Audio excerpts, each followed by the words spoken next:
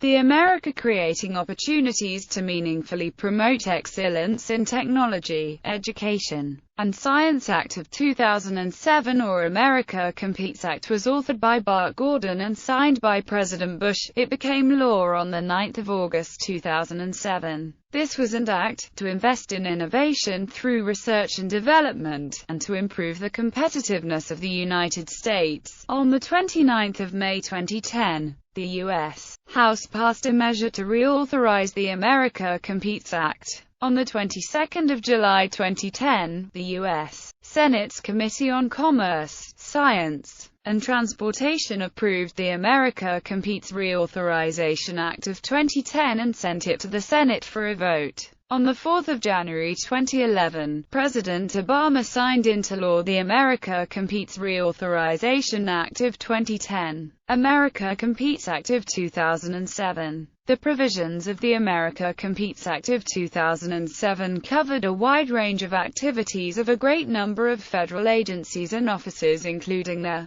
Office of Science and Technology Policy, the National Aeronautics and Space Administration, the National Institute of Standards and Technology, the National Oceanic and Atmospheric Administration, the Department of Energy, and the National Science Foundation. In many places, the Act mandates that each agency cooperate with its partner agencies and officers, and it calls attention to the importance of high-risk, high-reward research in areas of critical national need. General provisions. The America Competes Act of 2007 has many provisions in its 146 pages. It created the President's Council on Innovation and Competitiveness. This council appears never to have been formed. Instead, the President's Council of Advisors on Science and Technology was formed in 2010 by President Obama to serve in its place. This committee is also known as the President's Innovation and Technology Advisory Committee. It called for a National Science and Technology Summit and numerous reports on the state of innovation and competitiveness in the United States and assessments of each unit's effective support of the Act's science,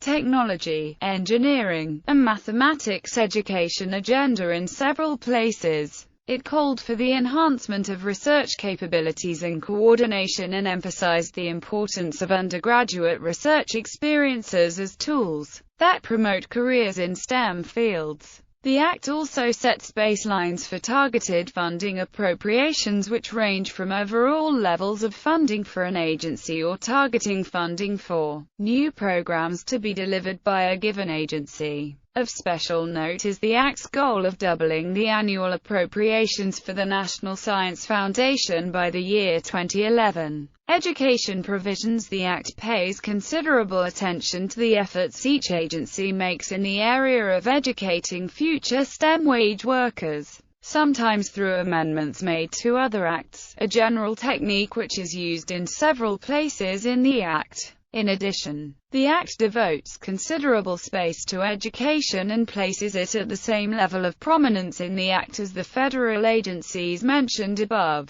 Title VI. Subtitle A of the Act is titled Teacher Assistance, and is divided in two parts, each of which address separate provisions. Part 1. Teachers for a Competitive Tomorrow will develop and implement programs that will increase the production of professionals with both a baccalaureate degree in STEM and critical foreign languages and teaching certification, will develop 2 to 3 year part-time master's programs in teaching for such professionals to enhance their content knowledge and pedagogical skills, and will develop professional science master's degree programs. Part 2. Advanced placement in international baccalaureate programs will raise the achievement of secondary students through APNIB programs by increasing by 700,000 the number of teachers qualified to teach APNIB in STEM and critical foreign languages, will increase by 700,000 the number of students from high-need schools who either score higher than a 2 on STEM or critical foreign language AP exams as administered by the College Board, or earn a passing score on an analogous IB exam, will increase the availability of an enrollment in AP and IB courses and pre-AB and pre-IB courses in high-need schools. Part 3. Promising Practices in STEM Teaching, established a panel of experts to provide information on promising practices for strengthening teaching in learning in science, technology, engineering, and mathematics at the elementary school and secondary school levels.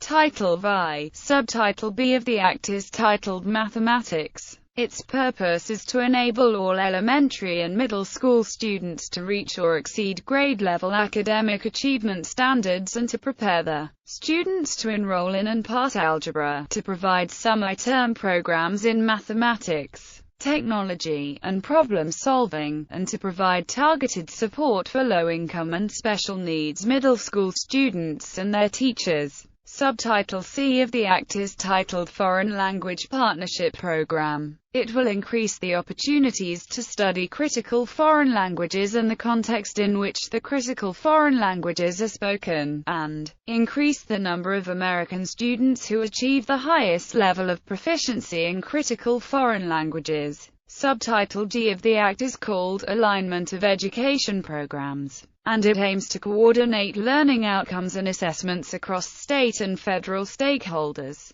Subtitle G of the Act, called Mathematics and Science Partnership Bonus Grants, sets out modest awards to high-need schools in each state which show the greatest improvement on the state's assessment in mathematics, and another for the greatest improvement on the state's assessment in science. Provisions for the National Science Foundation. Title VII addresses the National Science Foundation directly. The National Science Foundation is the only American federal agency whose mission includes support for all fields of fundamental science and engineering, except for medical sciences, so it's reasonable for both the America Competes Act of 2007 and this article to single out the agency. In Sec. 6002, the Act makes specific provisions on the appropriation for the following NSF programs in FY 2008 through FY 2010. The Major Research Instrumentation Program, the Faculty Early Career Development Program, the Research Experiences for Undergraduates Program,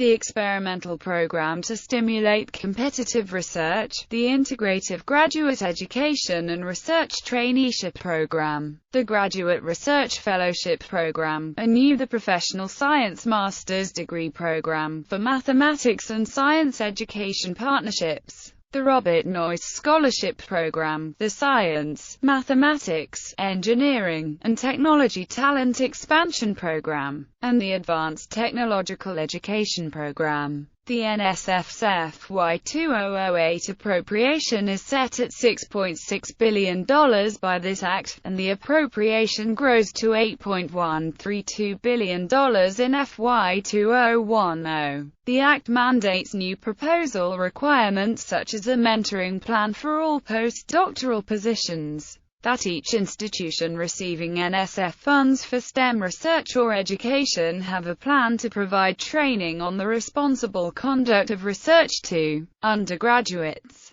graduate students, and postdoctoral researchers, and the sharing of final project reports. It also appears that research directorates are being directed to share some of the cost of the educational work of the NSF.